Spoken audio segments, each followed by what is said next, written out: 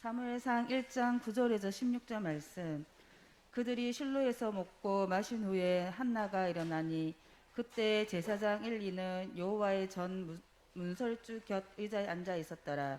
한나가 마음이 괴로워서 여호와께 기도하고 통곡하며 서원하여 이르되 만군의 여호와여, 만일 주의 요정의 고통을 돌보시고 나를 기억하사 주의 요정을 잊지 아니하시고 주의 요정에게 아들을 주시며 내가 그의 평생에 그를 여호와께 드리고 삭도를 그의 머리에 대지 아니하겠나이다. 그가 여호와 앞에 오래 기도하는 동안에 엘리가 그의 입을 주목한즉 한나가 속으로 말하매 입술만 움직이고 음성은 들리지 아니하므로 엘리는 그가 취한 줄로 생각한지라. 엘리가 그에게 이르되 내가 언제까지 취하여 있겠느냐, 포도주를 끊으라 하니 한나가 대답하여 이르되 내 주여, 그렇지 아니하니이다. 나는 마음이 슬픈 여자라 포도주나 독주를 마신 것이 아니요 여호와 앞에 내 심정을 통한 것뿐이오니 당신의 요정을 악한 여자로 여기지 마옵소서. 내가 지금까지 말한 것은 나의 원통함과 격분됨이 많기 때문이다 하는지라. 사무엘상 2장 27절에서 29절 말씀. 하나님의 사람이 엘리에게 와서 그에게 이르되 여호와의 말씀에 너희 조상의 집이 애굽에서 바로의 집에 속하였을 때에 내가 그들에게 나타나지 아니하였느냐. 이스라엘 모든 지파 중에서 내가 그를 택하여 내 제사장으로 삼아 그가 내 제단에 올라 분향하며 내 앞에서 에봇을 입게 하지 아니하였느냐. 이스라엘 자손이 드리는 모든 하제를 내가 내 조상의 집에 주지 아니하였느냐. 너희는 어찌하여 내가 내 초소에서 명령한 내 제물과 예물을 밟으며 내 아들들을 나보다 더 중히 여겨 내 백성 이스라엘이 드리는 가장 좋은 것으로 너희들을 살찌게 하느냐. 할렐루야. 반갑습니다. 역사의 큰 전환기에는 반드시 한 인물이 등장합니다. 그래서 역사가 진공 속에서 일어나는 것이 아니라 어떤 인물과 관련이 되어서 어떤 역사가 전개되는 것을 우리 성경에서도 일반 세상에서도 볼 수 있습니다. 지난번 달에 제가 노아를 이야기했는데 큰 대홍수 사건에 노아라는 사람이 그 정점에서 우리에게 교훈을 주고 또 좋은 믿음의 사람으로 등장되는 것을 본 적이 있습니다. 여러분, 이스라엘이 출애굽을 할 때 등장하는 사람은 모세입니다. 또 바로 왕입니다. 바로 왕은 부정적 역할을, 모세는 긍정적 역할을 출애굽에 하게 되는 것을 우리가 알 수가 있습니다. 이스라엘이 나라를 이루었을 때에 솔로몬 아들 르호보암은 솔로몬의 아들이고 왕이지만은 아주 부정적 역할을 해서 나라가 남쪽과 북쪽으로 나누어지는데 역할을 한 사람이 르호보암입니다. 오늘 이 엘리라고 하는 사람은 사사시대가 종국을 구하고 왕정시대가 시작되려고 할 때 이 엘리와 사무엘이 등장하는데 엘리는 아주 부정적인 역할을, 그리고 사무엘은 긍정 역할을 하는 인물로 나타난다, 그렇게 말할 수 있습니다. 사사시대는 출애굽 이후에 250년 동안 지속되었는데 사사시대 마지막 21장 25절에는 어떻게 기록하냐면 왕이 없으므로 백성들이 자기 소견에 옳을 대로 행하였다, 그렇게 말합니다. 여러분, 이스라엘에 왕이 없던 때가 있었습니까?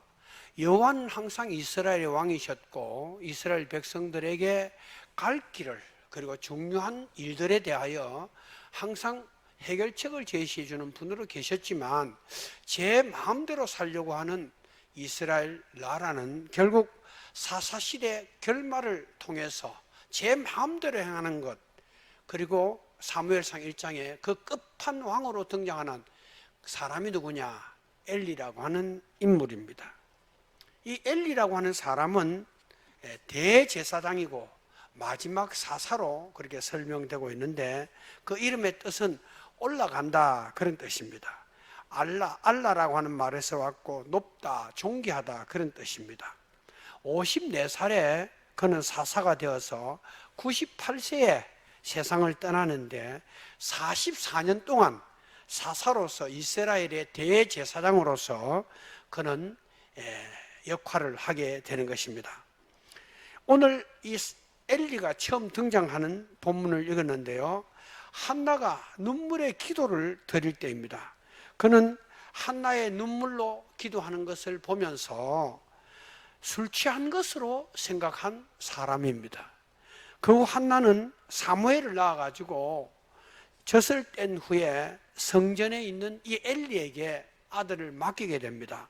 그리고 사무엘은 어린 날을 성전에서 자라게 되는데 조금 컸을 때였는 것 같습니다. 잠을 자다가 사무엘아 하는 소리를 듣습니다.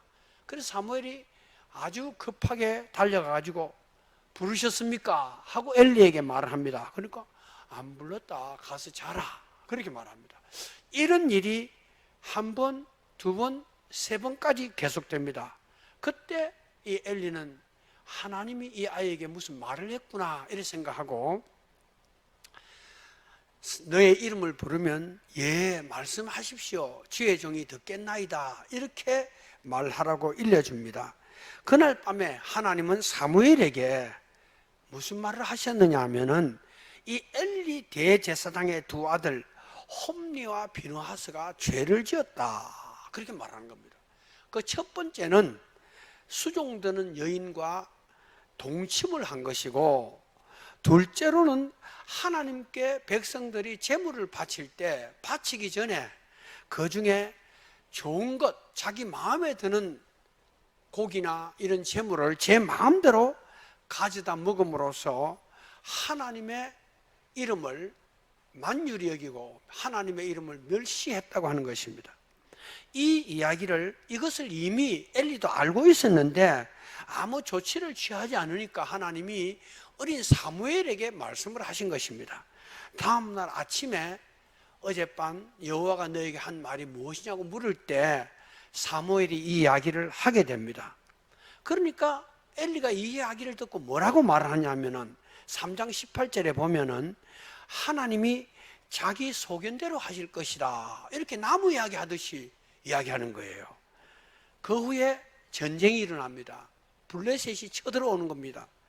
이때 이스라엘은 병사 4,000명이 블레셋에 의해서 죽게 됩니다. 엘리의 두 아들은 그 병사들을 이끌고 전쟁에 참여했는데 하나님의 법궤를 전쟁터에 가지고 나갑니다. 엘리가 이것을 허용을 하고 전쟁터로 보낸 것입니다. 그리고 자기는 성전 문 앞 의자에 앉아서 전쟁의 좋은 소식을 기다리는 모습으로 나옵니다. 그런데 이 전쟁에서 블레셋에 의해서 이스라엘 병사들이 3만 명이 죽습니다. 전사를 합니다. 그리고 법궤는 블레셋 사람들에게 빼앗기게 됩니다. 그리고 엘리의 두 아들 홈리와 비느하스는 거기에서 전사를 하게 되는 것입니다. 참패를 당하게 되는 것입니다. 엘리는 의자에 앉아서 이 소식을 듣습니다. 법궤는 빼앗기고 두 아들은 죽고 이스라엘 병사 3만 명이 전사하고 우리는 완전히 참패했습니다. 이 소리를 듣자 엘리는 의자에 앉아 있다가 충격을 받아가지고 넘어집니다. 탁 넘어지면서 성경에 목이 부러져 죽으니라, 이렇게 기록합니다.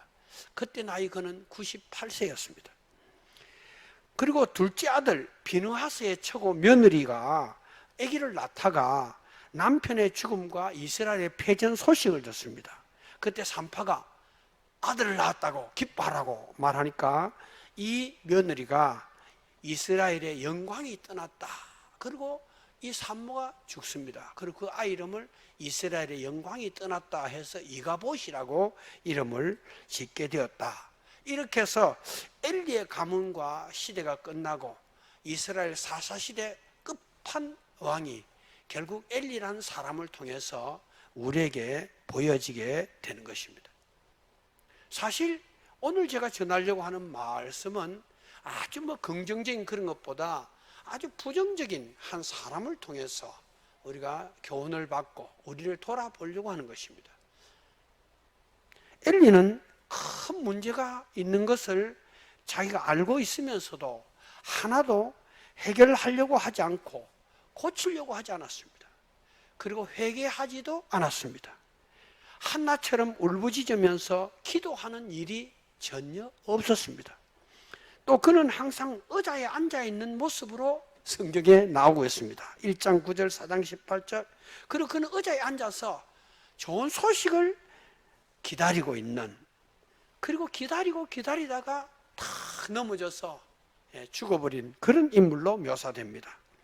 여러분, 왕이 없는 그 시대에 대제사장이고 아들 둘은 제사장이고 사사 그러면은 최고의 자리에 앉아 있는 사람입니다. 백성의 대표자이고 최고의 어른입니다.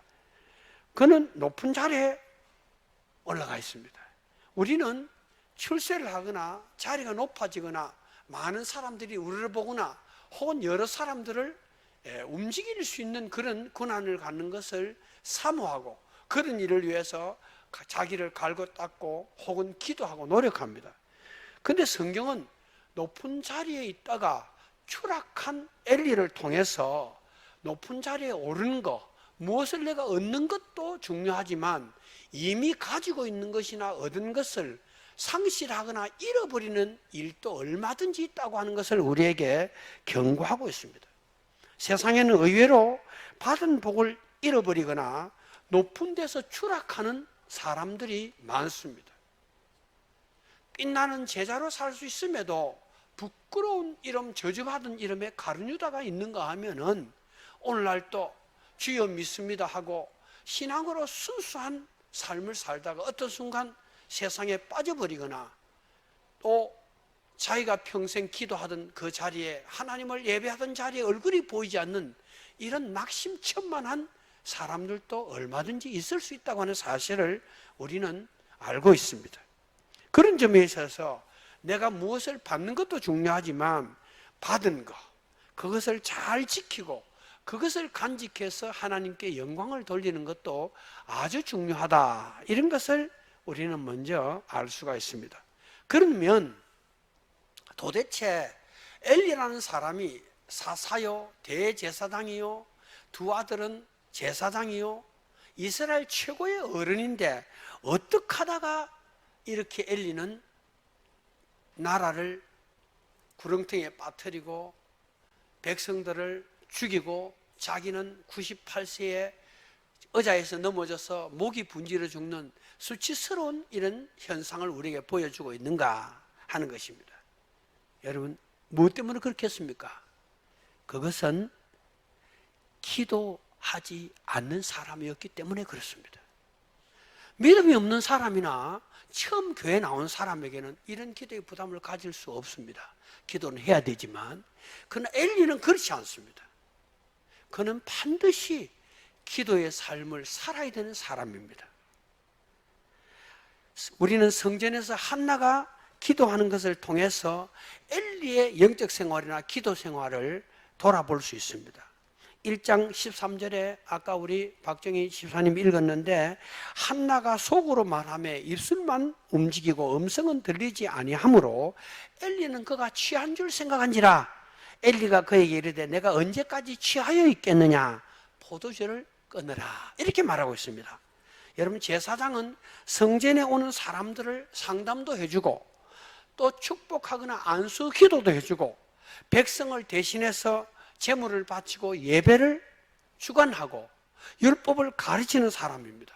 그런데 한나가 음식도 먹지 않고 금식하면서 울면서 긴 기도를 하고 있습니다.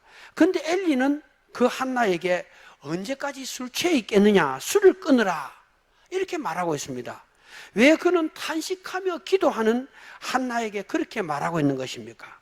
그 이유는 자기 자신이 한나 같은 그런 기도를 해본 적이 없는 사람입니다. 그러니까 한나가 술 취한 것으로 오해를 한 것입니다. 제사장에게 있어서 이것은 놀라운 일이 아닐 수 없습니다. 그는 성전에 있지만 백성들의 대표자이지만 기도 생활을 하지 않는 인물입니다. 두 아들은 불량자였습니다. 블레셋은 호시탐탐 노리고 있었습니다. 아들들은 타락된 행동에 대하여 나쁜 소문이 백성들에게 전부 퍼져 있을 때입니다. 이렇게 보면 사실 대제사장 엘리는 한나보다 더 눈물의 기도를 해야 될 사람입니다. 그런데 그는 기도하는 것이 전혀 나타나 있지 않습니다. 그가 그렇게 어려울 때 기도하는 사람이었다고 한다면 한나에게 그렇게 말하지 아니했을 뿐만 아니라 자기의 종말이나 자기의 자식들도 그렇게 비참하게 죽지 않았다고 말할 수 있습니다. 오늘 성경을 읽어보면 울면서 기도하는 한나에게 내 이름이 무엇이냐 이래 묻지 않았습니다. 그리고 무엇 때문에 그럼 그렇게 한스러운 기도를 하고 있느냐 기도의 제목도 묻지 않았습니다. 이것은 엘리가 어떤 영성을 가지고 있는 사람인가를 우리에게 보여주는 것입니다. 그는 대제사장이면서도 자신이나 두 아들이나 한나 같은 사람을 보면서도 기도하지 않았고 의자에 앉아서 세월을 보내면서 설마 무슨 일이 있으랴, 괜찮겠지, 잘 되겠지 이러면서 살았던 인물입니다. 그 가문이 망하고 백성들은 죽고 하나님의 법궤가 블레셋에 빼앗기고 이런 원인은 엘리가 아무것도 하지 않았다는 것에서 출발하고 있습니다. 사람은 부족할 수 있고 또 실수하거나 심지어 죄를 지을 수도 있습니다. 또 하나님의 말씀을 알면서 불순종할 수도 있습니다. 그러나 이런 일이 일어나면 문제를 안타깝게 생각하고 한나처럼 기도하는 사람이 되어야 되는 것은 너무나 당연한 일입니다. 그런데 엘리는 없었다, 안 했다 그런 것입니다. 여러분, 엘리가 이렇게 비참한 종말을 보여주고 있는 것은 영적 생활에 있어서 특별히 기도하지 않는 것과 관계 있습니다. 사람은, 하나님을 믿는 사람은 끝이 반드시 좋게 되어 있습니다. 믿습니까? 그러나 하나님을 믿는 사람이, 하나님의 이름으로 대제사장이나 사사라고 칭하던 사람이 이런 종말을 보여주고 있다고 한다면 그것은 바로 영적인 문제고 기도 생활을 전혀 하지 않았다는 데 문제의 핵심이 있는 것입니다. 문제를 가지고 하나님께 나가지도 않고 기도하지도 않았습니다. 눈물도 흘리지 않았습니다. 여러분, 그런 점에 있어서 오늘 우리는 당연하게 알고 있는 사실이지만 기도한다고 하는 이 주제에 대해서 마음에 꼭 새기고 돌아가셔야 됩니다. 기도는 시작하기가 아주 어렵지만 시작하기만 하면 누구든지 은혜를 받습니다. 할렐루야. 여러분들의 복잡한 삶은 단순해지고 심플해집니다. 그리고 하나님은 마음에 여유를 줍니다. 여러분, 기도를 시작하고 중단했다면 다시 또 시작하셔야 됩니다. 해보셔야 됩니다. 제가 그런 이야기 한 적 있죠. 어느 교회 가서 제가 목회를 하고 있을 때인데 장로님이 집을 지어서 초청받아서 집에 갔어요. 2층 집을 지었어요. 1층에 식당이 있어요. 식당 옆에 조그마한 방이 있어요. 장로님, 이거 무슨 방입니까? 예, 목사님. 우리 부부는 매일 새벽 기도를 하고 있지만 혹시 일이 있어 새벽 기도를 못 가거나 교회나 내 인생에 중대한 문제가 있으면 기도하려고 기도방을 하나 만들어 놓았습니다. 그리고 조그마한 탁자에다가 성경책 놓고 방석 하나 딱 놓은 기도방을 본 적이 있습니다. 여러분, 그건 어찌 보면 당연하지 않습니까? 우리는 드레스룸도 있고 요즘에는 완전히 이 흙을 발라가지고 완전 찜질방도 아파트 안에 넣는 사람도 있어요. 그리고 운동기구만 나가 운동하는 방도 있습니다. 그러나 저는 기도방을 별도로 만든 신자를 춘천 그리스도교에 보지 못했습니다. 기도하는 분이 있겠죠. 이건 뭘 말하냐? 그런 마음 자세가 우리에게 있어야 되고 그런 실제적인 행위가 우리에게 있어야 된다. 그런 이야기를 하는 겁니다. 여러분, 기도를 하게 되면 새로운 체험을 할 수 있습니다. 특별히 기도하지 않던 사람이 기도를 시작하면 새로운 체험을 할 수 있습니다. 여보, 그 뭐야? 아니, 그렇게 비싼 방석을 왜 사? 내가 교회가 멀어서 새벽기도 못 가고 하니까 내가 그래도 시간 나면 나보다 못한 부족한 사람이 있으니까 기도해야 되지 않겠나. 길게는 못하도록 하겠소 하고 이마트 가서 방석을 딱 산단 말이야. 그런 아내, 그런 남편 있으면 그 사람 복된 사람입니다. 근데 다른 것은 다 사고 신경 쓰지만 기도 방석은 별로 필요하지 않습니다. 믿음이 아주 좋아서 그러면 상관이 없지만 없으면서 말입니다. 대제사장 엘리는 진짜 그것을 해야 된다는 것을 알고 있으면서도 실천하지 않았습니다. 그는 아무것도 하지 않고 의자에 앉아서 세월을 보내고 좋은 소식을 기다렸습니다. 그러나 좋은 것은 오지 않았습니다. 파멸과 죽음과 그리고 부끄러운 소식을 듣고 그는 꽉 하고 넘어지면서 목이 분주해져서 생을 끝내고 말았다. 그렇게 성경은 기록하고 있습니다. 프랑스 영화에 로베로 장군이라는 영화가 있습니다. 언제 한번 이야기했을 것입니다. 사람들이 잡혀왔습니다. 한 사람이 말합니다. 나는 아무 일도 하지 않았어요. 나는 저항운동을 하지 않았습니다. 근데 왜 나를 잡아다가 억울하게 사형에 처하려고 합니까? 하는 장면이 나옵니다. 그때 저항운동을 하다가 잡혀온 한 사람이 말합니다. 바로 그겁니다. 당신이 아무것도 하지 않았다면 바로 당신이 죽어야 될 마땅한 이유입니다. 전쟁은 5년 동안 계속되었고 수백만 명의 동족들이 피 흘리고 죽고 수많은 도시가 파괴되었습니다. 조국과 민족이 멸망 직전에 놓였는데도 당신은 아무것도 하지 않았다고 지금 말하고 있지 않습니까? 그 자체가 당신이 죽을 죄입니다 하고 잡혀온 사람이 이야기하고 있는 장면입니다. 여러분, 영화 빠뿅에 보면은 살인 누명을 쓰고 무인도 감옥에 갇히게 된 주인공이 밤에 환상을 보는 장면이 나옵니다. 화면을 가득 채운 재판관들이 그에게 너는 유죄야 하고 말합니다. 그러니까 빠뿅은 나는 억울해 하고 부르짖습니다. 그런데 다시 재판관들이 너는 죄가 있고 유죄라고 선언합니다. 너는 살인죄로는 무죄일지 모르지만 너의 인생을 낭비한 죄를 면할 수 없다. 그렇게 말하는 거예요. 빠뿅은 딱 꿈을 깨면서 나는 유죄다. 그것은 인생을 낭비한 죄. 지금까지 살면서 삶의 의미와 가치를 추구하지 않고 아무것도 하지 않았던 죄를 인정할 수밖에 없었습니다. 아무것도 하지 않는 것. 그것이 빠뿅이 깨달은 자기 자신의 죄였습니다. 그는 탈출을 결심합니다. 탈출이 목표가 아닙니다. 무엇인가 의미 있는 삶을 살아야 한다는 것이 깨달아졌기 때문입니다. 그는 수십 길의 낭떠러지게 무엇을 안고 탁 떨어지는 것입니다. 차디찬 바닷물로 자기를 던지는 것입니다. 여러분, 답안지에 틀린 답을 쓰는 것은 참 큰 문제입니다. 그러나 아무것도 쓰지 못하고 빈 공간으로 놔두는 것은 더 큰 문제입니다. 지금 엘리가 남의 기도를 오해하고 의자에 앉아서 세월을 보낼 때가 아닙니다. 어떤 의미에서 엘리는 한나보다도 더 울고 통곡하고 하나님께 기도해야 될 사람이 아닙니까? 그러나 그는 아무것도 하지 않고 시간을 보내고 있다가 비참한 소식을 듣고 비참한 종말을 맞이하고 있습니다. 여러분, 나는 오늘 예배드리러 온 여러분들에게 묻고 싶습니다.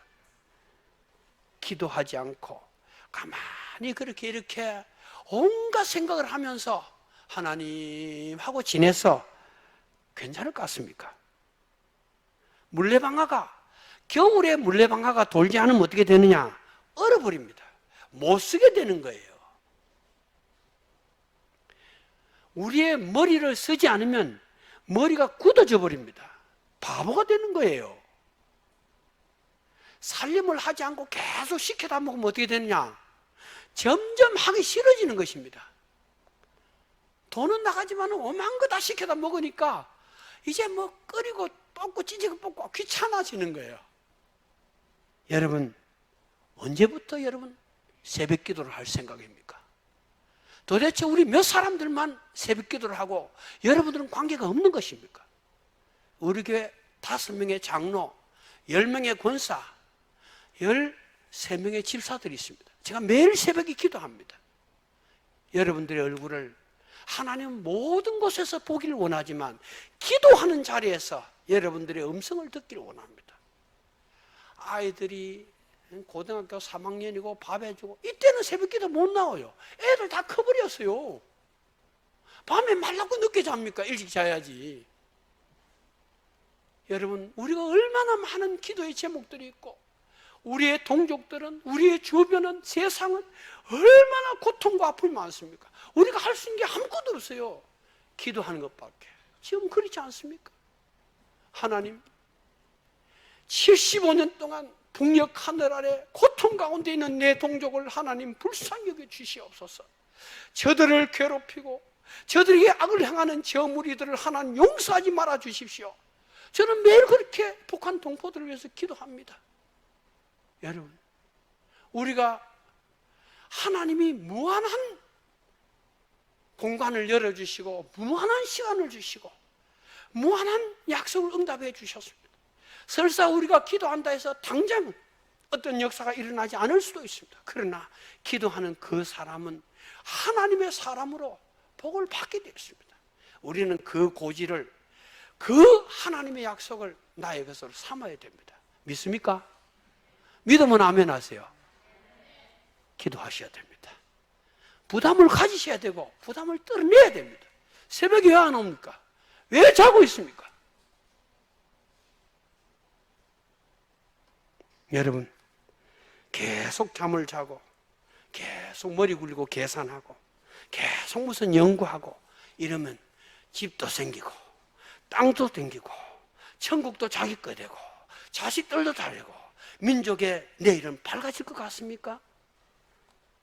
여러분, 일어나야 합니다. 기도를 시작해야 합니다. 새벽을 깨워야 됩니다.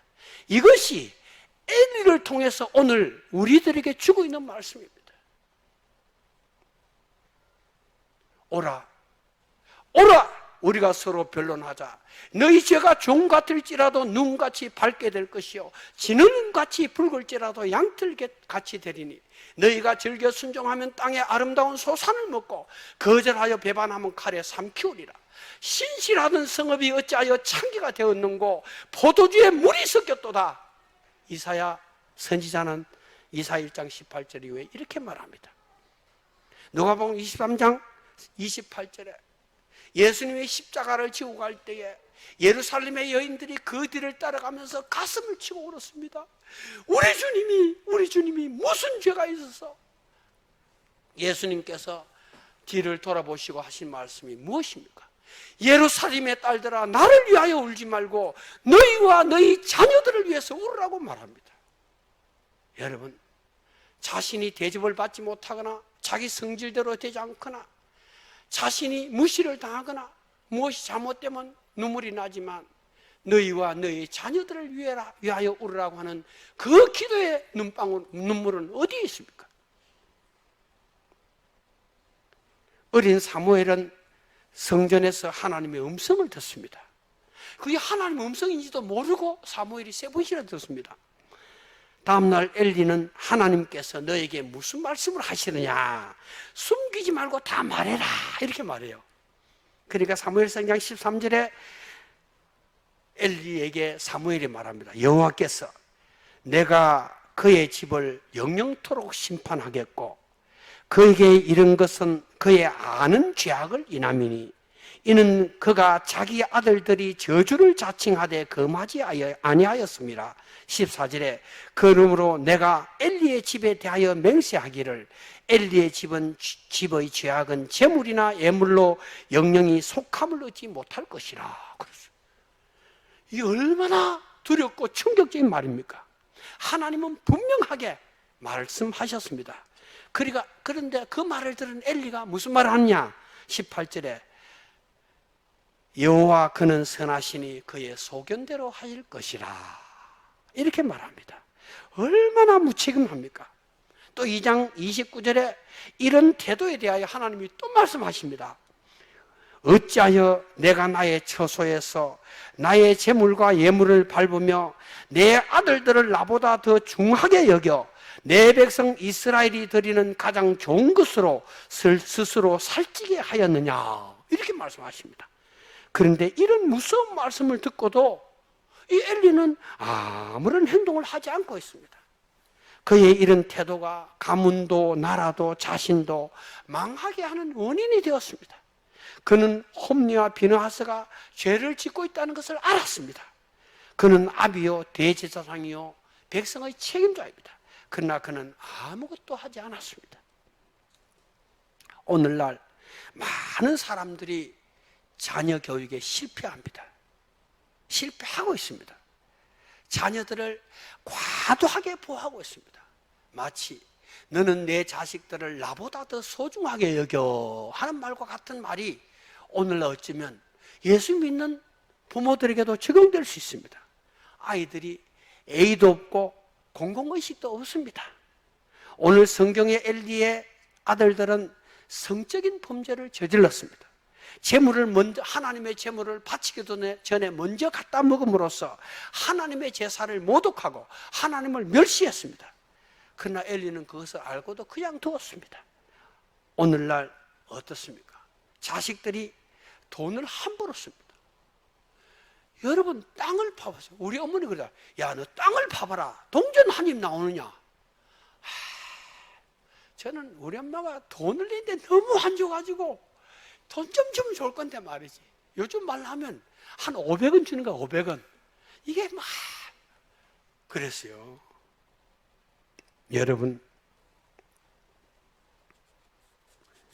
돈을 함부로 쓰고 말을 함부로 합니다. 상스러운 이야기를 애들이 입에 달고 있습니다.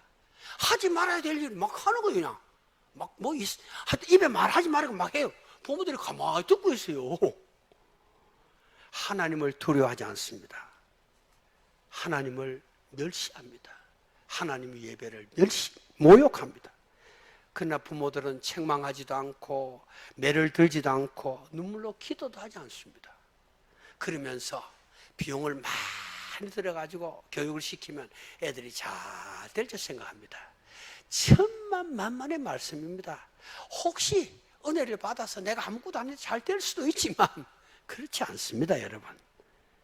여러분, 엘리의 아들들은 해서는 안 될 짓을 해서 온 나라에 소문이 나고 백성들의 원성이 자자했습니다. 그러나 그는 그 잘못된 자식들을 방치하고 있었습니다. 하나님은 그런 엘리에게 어찌하여 내가 나의 처소에 명한 예물과 예물을 밟으며 내 아들들을 나보다 더 중요하게 여겨서 내 백성 이스라엘이 드리는 가장 좋은 것으로 스스로 살찌게 하느냐, 이렇게 말했습니다. 그런 그의 태도는 가문의 심판과 블레셋에게 패배하는 것과 두 아들의 전사와 하나님의 법궤를 빼앗기는 것과 며느리의 죽음과 자기 자신의 비극적인 최후로 끝이 납니다. 그것뿐 아닙니다.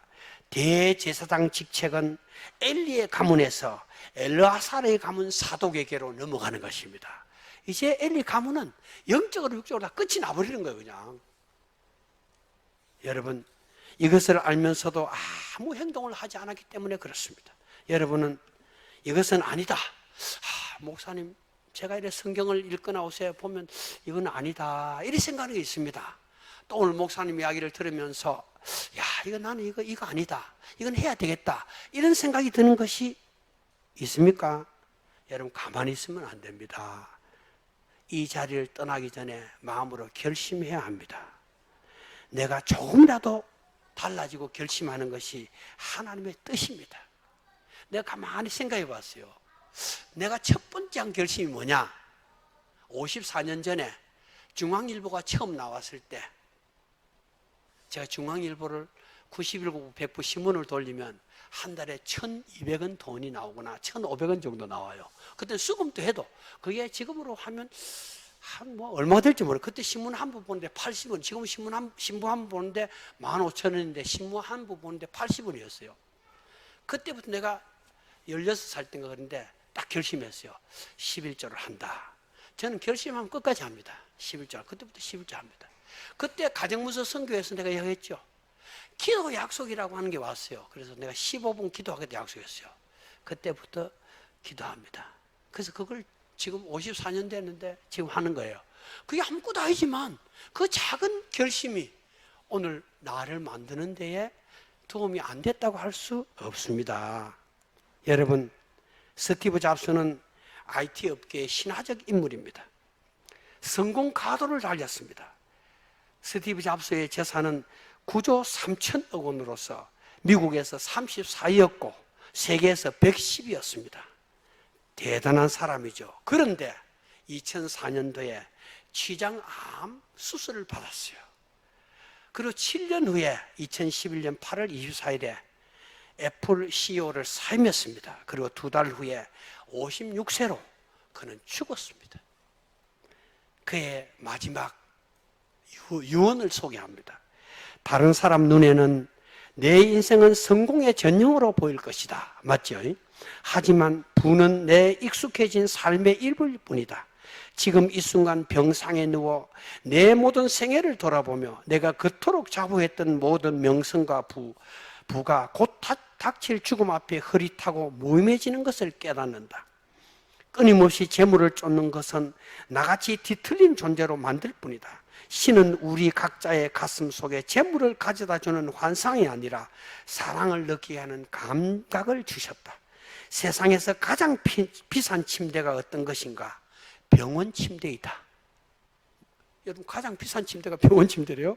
차를 운전해주고 돈을 벌어줄 사람을 고용할 수 있다. 그러나 내 대신 병을 알아줄 사람은 구할 수 없다. 잃어버린 것들을 되찾을 수 있다. 그러나 잃고 나서 절대 되찾을 수 없는 것이 하나 있으니 바로 삶이다.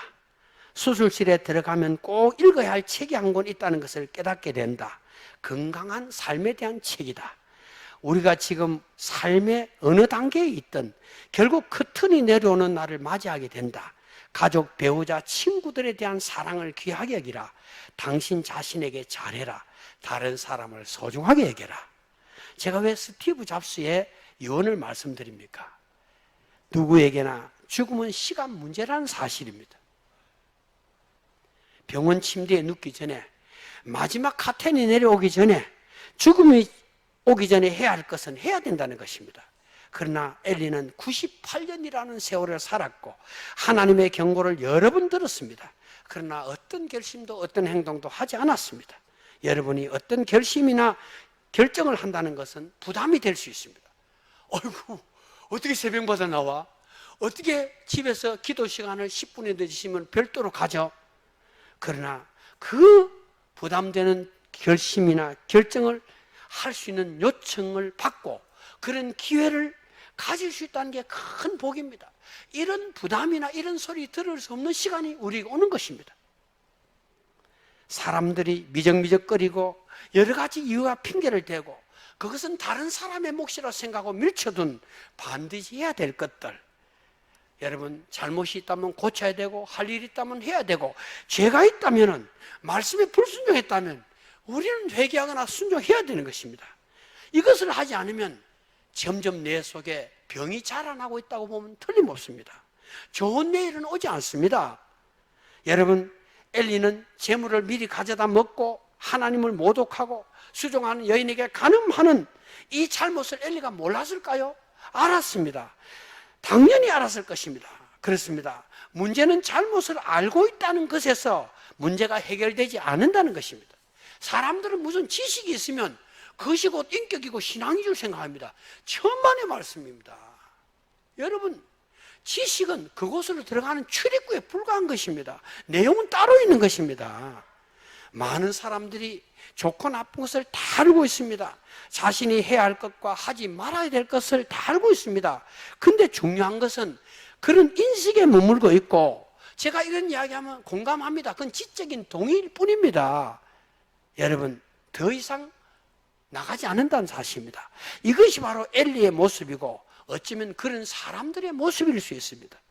결심이나 행동은 우리를 변화시킬 것입니다. 하나님을 만나는 길이 될 것입니다. 그러나 사람은 하나님의 명령이나 말씀보다도 자기 생각이나 살아온 경험을 계속 밀고 나가는 것입니다. 그러면서 앞으로 좋은 일이 있겠지 하고 의자에서 일어나지 않는 것입니다. 이건 자기를 속이는 것입니다. 제가 여러분들에게 오늘 선교사로 헌신하고 말하는 것도 아닙니다. 집을 팔아 바치거나 땅을 팔아 바치라고 말하는 것도 아닙니다. 단지 내가 한 사람의 신앙인으로서 은혜 받은 구원받은 사람으로서 당연히 해야 될 것, 그것을 해야 된다는 것입니다. 그것이 새벽 기도일 수 있고, 그것이 회개를 하는 것일 수 있고, 그것이 뭐 다른 어떤 것일 수 있습니다. 그건 자기 자신이 알고 있습니다.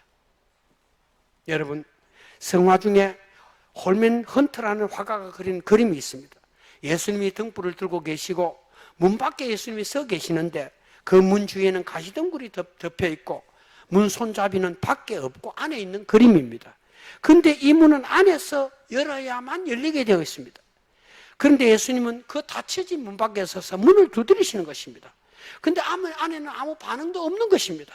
그러나 주님은 문 열리기를 기다리고 있는 것입니다. 잠깐 눈을 한번 감아보세요. 이제 당신은 무엇인가 결심해야 될 시간입니다. 밤은 깊었고 발을 씻고 자리에 누워서니 일어날 수 없다고 말하지 마십시오. 어린아이처럼 손을 내밀어 문을 열 수 있습니다. 그러나 사람들은 스스로 말합니다. 나는 아니야. 듣지 않은 거로 할 거야. 나는 성전문 앞에 있고 베드로와 요한의 음성을 듣지 못했거든. 핑계입니다. 오늘 우리는 최고의 자리에 있었고 모두가 바라보는 사람이었으나 일어나지 않았고 무릎 꿇고 기도하는 것을 죽기보다 어려워했던 한 사람을 보았습니다. 그는 모든 것을 다 잃어버렸고 끝없이 추락하는 한 사람이 되었습니다. 그는 백성들의 원성을 들었고 사무엘을 통한 하나님의 음성도 들었습니다. 그러나 그는 편안한 의자에서 앉아서 일어나지 않았습니다. 나라와 백성 자신마저 죽이고 말았습니다. 이것이 바로 엘리의 진실입니다. 우리는 오늘 다 하나님 앞에 있습니다.